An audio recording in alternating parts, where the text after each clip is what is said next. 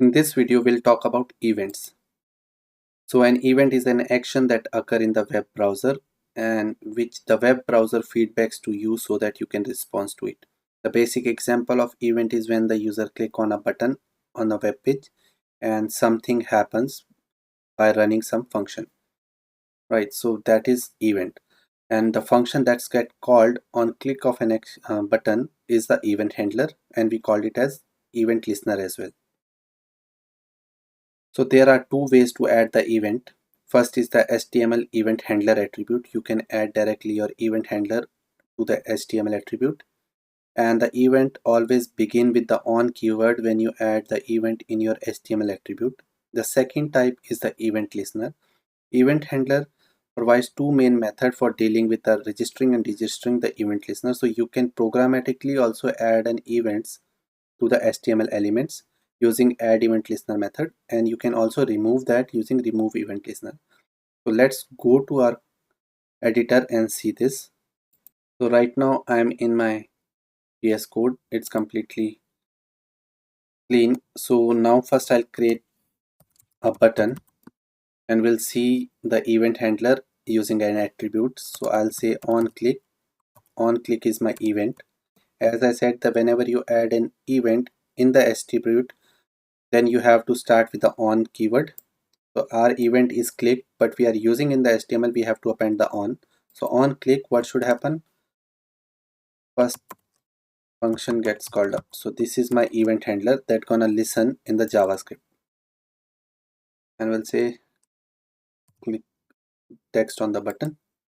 So whenever the click button gets triggered from HTML, this event listener gets triggered and it will print something in the console. Hooray, something.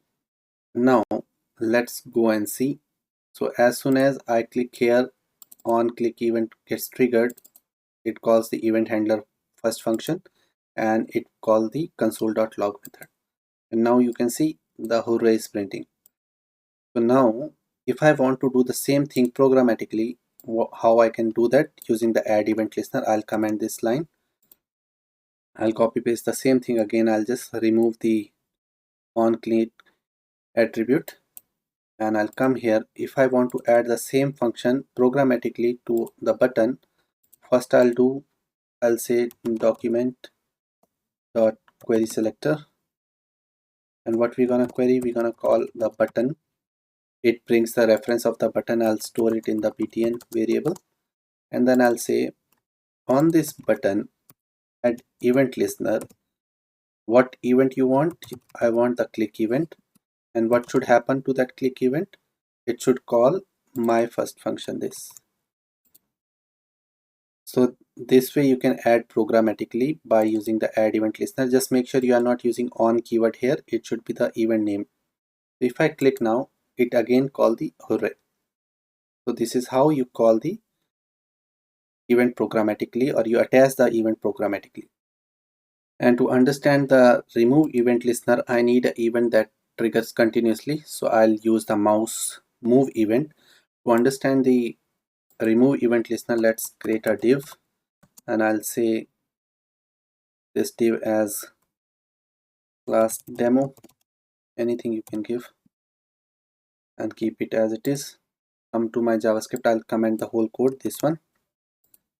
So I'll first start with document dot add event listener. At a document level, document is the web page. Okay, at document level I am adding a mouse move event that will call my handler. Let's create the handler function, and inside the handler function what I'm gonna do is I'll say document dot query selector, fetch my class demo, and to that element we'll append some inner HTML, and we'll say call the math dot random function that generates the random number. So what we are trying to do is whenever I'll move my mouse on the browser document, so it will automatically generate the random number and we append to our HTML within the div tag. If I go here, you can see below the button it's calling that event mouse moves. So I want on click of this button my mouse move should be stopped. Okay, so right now if I'm moving over the button it's still working. So I want on click of this button this mouse move should stop. For that I need a remove event listener. So I'll say on click of this I'll call remove handler, and in the remove handler what I'm gonna do is I'll say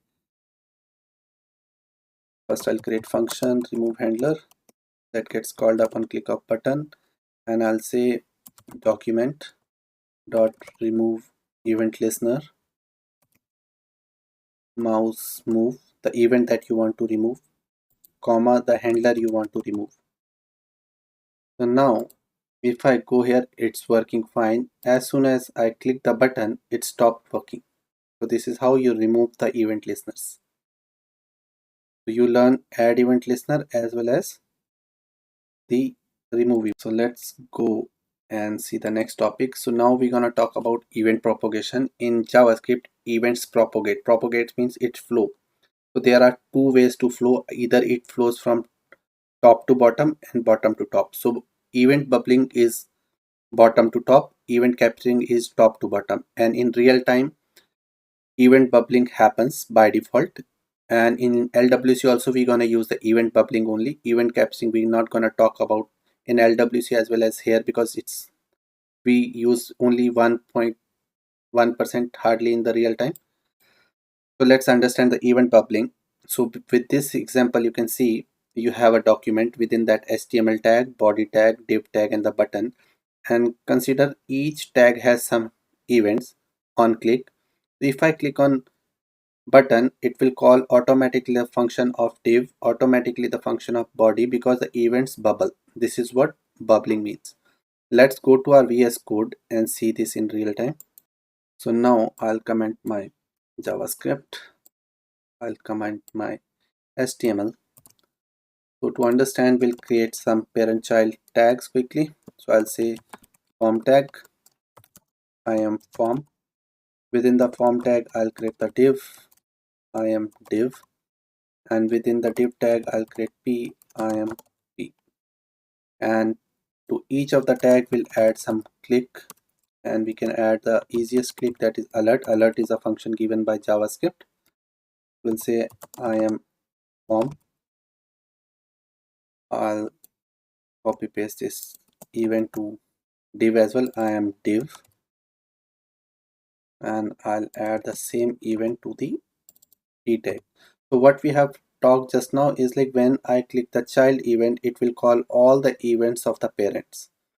So if I click on the p tag it should call p tag first, I am p, then it will calling automatically I am div, and it's automatically calling I am form. So the events propagate from top to from bottom to top like this. If I call div it will not call the p tag but it will definitely call the form tag. So this is how the event bubbling works. Let's go to the next topic, that is custom event. Very important from LWC point of view. Till now we just discussed about the standard events. In JavaScript we can create our own events with our own name, like the standard events are on click, on change, on key up, mouse move. But in custom event we can create our own name, hey, hello, bye, do this, that. So you can create that. Let's go to VS Code and create one quick custom event. So first I'll comment this code,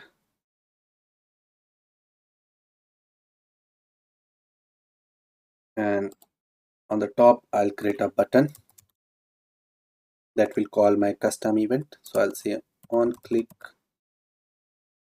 call custom method. Method name is call custom method, and I'll come to my JavaScript and I'll create that method.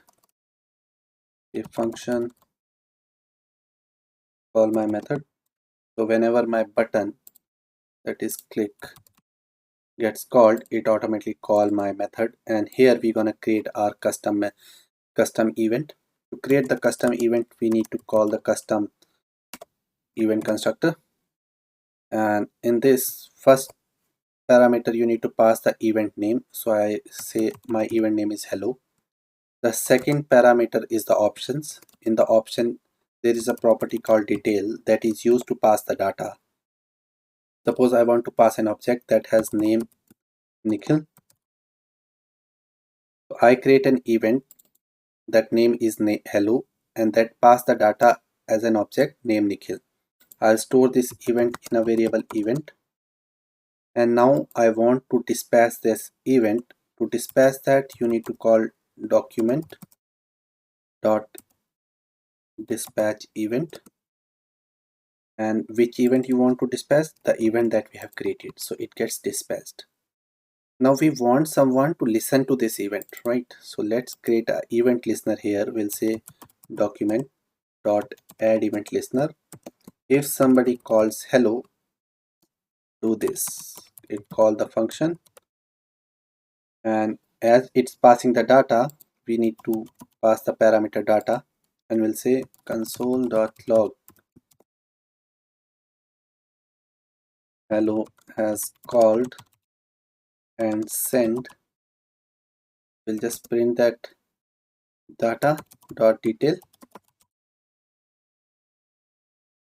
So now on click of this button, call method gets triggered. It creates the event and dispatch it immediately. Whoever listening it, our document is listening it, it received our data and print in the console. So right now it's not working. So let's see why it's not working quickly. Go to the index.html. We missed to add the calling bracket here. So add the calling bracket, and now it will get called. Let's click on the click button, and now it's printing hello has called and send object and object because it's doing the concatenation. So put the comma instead of plus and click it again. Now you can see it's receiving the object that you are passing. This is how your custom event works. You just need to remember new custom event constructor you need to use to create the event hello, and the detail property is used to pass the data. Once the event is ready, we use dispatch event to dispatch the event. So this same syntax we're going to use in the LWC. So we have learned the events and the custom events. So now in the next video, we're going to talk about the arrow function. So I'll see you in the next video.